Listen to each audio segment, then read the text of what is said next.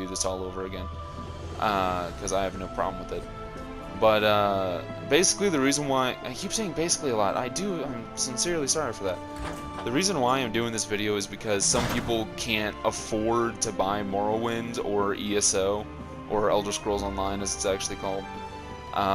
And if you can't, that's fine, there's no judgment, but if you wanted to see a little video about, you know, what Vardenfell was like, what's the new DLC like, you know, nice little tips and everything like that, this is what I do. This is why I'm making this little series. Interesting thing here, see that little patch of water? If you get the angle just right and sprint jump, you'll land and not die. Although sometimes you'll land like right over here and you won't take any damage whatsoever, and it's kind of awesome. But speaking of which, collections. These are the nice little. See, this is the chapters. There's Morrowind. There's Morrowind, Divine Conundrum. Quest available. Vivek of the Tribunal has noticed your exploits and requests an audience. Captain Janessa's ship travels to Seydenine from such locations as Daggerfall, Davin's Watch, and Volkgard. When you arrive, find Canon Louvel outside the town. And then there's all like these DLCs that I have. I think I have all the DLCs. This one was the first DLC that came out, the Imperial City, where if you've seen the trailers, this is what happens. Then there's Invitation to Orsinium, when you're helping out the Orc homeland. Thieves Guild, which if you've played Skyrim, everyone loves the Thieves Guild. Dark Brotherhood, everyone loves the Dark Brotherhood if you've played Skyrim. Then there's all like these dungeons and stuff. It's kind of awesome. There's Ruins of Mazatoon, Cradle of Shadows, Falkreath Hold. If you know what Falkreath is, it's actually in Skyrim, and it's in like I think the southern part of it. If you go to Riften, which everyone knows where Riften is, if you go to Riften and then if you go to the left side mountains, it's past those. It's actually close to the spawning or beginning area, right where you actually start in Skyrim. It's pretty cool. Bloodroot Forge and Clockwork City. Clockwork City, awesome DLC. I highly recommend you get it. It's a beautiful location. Upgrades, the Imperial Race and the Morag Tong conversion. I'll show you what the Morag Tong conversion here in a next video. Then there's the Imperial Race. Let's go with this. No, let's not have a beard. Facial accessories. Head markings. I do have a character that's already done this, so that's why I have these paintings here. The only way you get these paintings is by beating the Vardenfell campaign. But interesting thing is that I've already lost it. I'm sorry. I lost what I was gonna say. But this is a nice little trick right here. You can get this sky shard without having to go through like 3 doors, and it's kind of awesome. But I remember what I was gonna say. This entire questline that I'm doing here, breaking through the fog, this quest is only available if you don't do the tutorial. But if you do the tutorial, you don't have to do this quest line. It's perfectly up to you. Let's sell.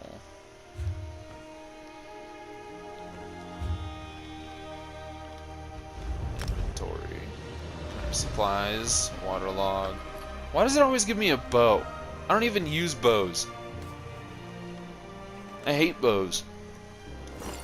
Well, I take that back. I actually quite love bows. Bows are awesome. If you don't know about Elder Scrolls Online, is that you have to unlock certain weapon types and everything, and certain clothing types. There are 3 clothing types, or armor types as it really is called, armor skills or whatever you want to call it.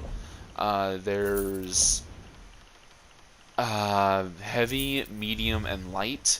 Medium armor is, you know, as it says, medium armor. It's not too heavy, and it can give you just enough protection to where you can survive almost anything. Then there's heavy armor, which is the tanking armor. Now, I prefer. Heavy armor is more or less for tanking roles. Medium armor is suggested for damage dealing roles, DPS in other words. And then there's light armor, which is mainly for, it's recommended for talk about ordinators in the tribunal and such a... Oh, that... light armor is mainly for support, medium armor is for DPS users, or at least it's suggested. But there are cases, like if you play a sorcerer who uses light armor, you can be a DPS who uses light armor. And it's not a big deal for a damage dealer. It doesn't really matter what type of armor that they use. They can be a heavy armor damage dealer. That's what my Argonian is, actually. He's not very good at it, I'm not gonna lie. He kind of sucks. That's why I'm not playing him, and I'm playing this character. And again, I'm sorry I'm skipping through all these quests, and if you want to see the, if you want to hear the dialogue, oh crap. Alright, so this is the Frost Cloak. This is the Frost Cloak. It basically gives you a shell of ice armor. It increases your damage resistance, which, if you know, if you've played, 3-block jigsaw puzzle. Interesting. If you've played any MMO RPG type game, then you know what physical resistance is and armor is and everything like that. If you haven't, physical resistance makes you more tanky, and basically the resistances in general make you tanky as all heck. Like if you have spell resistance, basically that means a sorcerer would not be able to damage you as much. Like say, you know, there's a guy who has 20 spell resistance. 20 spell resistance versus a guy that has no spell resistance whatsoever. Instantly that makes the guy who has that 20 spell resistance more tanky. This is actually where you start off in the tutorial, and it's kind of cool. But I don't see why we can't just swim there instead of we have to take a full-on boat. Because, look, there's Vardenfell. There's where we just were. But spell resistance, like I was trying to say the scenario, the guy who has 20 spell resistance versus a guy who has none. The 20 spell resistance means that a guy who got shot with lightning, that damage is now reduced from 1,000 to 500. Possibly, depends on the power of the spell. Then there's the guy who has no spell resistance whatsoever, who, as soon as he gets hit once by that same lightning spell, he's gonna feel the full damage of that spell. He's gonna receive the full 1,000. And it's gonna hurt him. Mainly because he doesn't have any armor against it. He can't protect himself against such power. Here, I'll actually read off my abilities real quick. 1 second. Ooh, two-handed. Yay! Alright, so I have slam an enemy upwards with an upward swing, dealing 5,000 or 50, 35. I don't like really saying 5,035 physical damage. I mainly like to say 30 or 50, 35. Frost Cloak. Wrap a thick cloak of ice around you and nearby allies, affecting targets, gaining major resolve, increasing physical resistance by 5280, and major ward, increasing spell resistance by 5280 for 19 seconds. So not only does it make me more tanky, but it makes my entire team more tanky.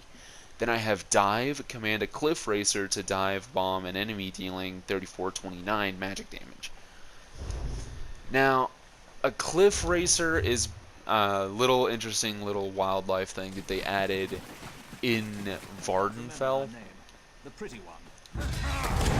That they added in Vardenfell, and basically, it's a pterodactyl. That's exactly what it is. It's a pterodactyl. There's no escaping that simple fact.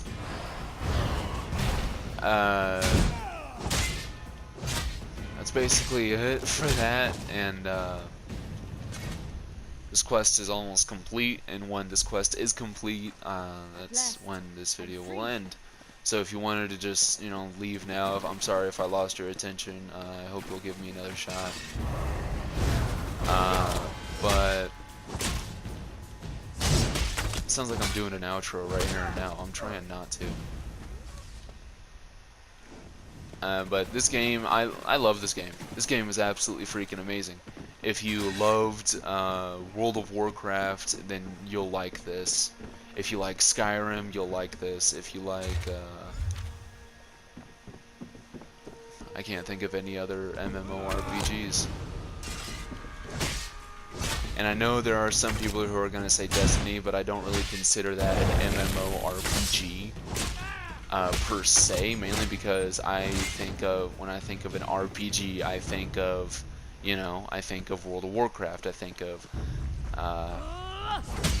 you know, melee weapons and magic and, you know, dungeons. Rather, if you go to Destiny, there's really not, there's strikes, I guess, which you can consider a dungeon. Then there's the raids that are in this game that some people would consider to be like Destiny. I don't, like I said, I don't consider Destiny an MMORPG per se, mainly because when I think of an RPG, like I just said, I'm repeating myself here, and I'm sorry for that. But like I said, with an RPG, I think of World of Warcraft. And sadly, I don't have a computer, so I can't play that game. Otherwise, I really want to, and I probably would. I would be playing it right now instead of making this. No, and I do enjoy this. That's basically it on that. And I know that some people will be thinking that, you know, I'm just going to be doing this for money. No, people. I'm doing this to have fun. I play video games to relax. But even though there are those games, and anyone who says otherwise is a liar, but there are those games that just flat out piss you off. Like, what is it? Teabaggers in freaking Call of Duty. Governor O'Melian, I am placing you under arrest. You know, that pisses me off, mainly because I don't like teabaggers. It's like, what? Why? Why teabag? Congratulations, you killed a person. Good job. I'm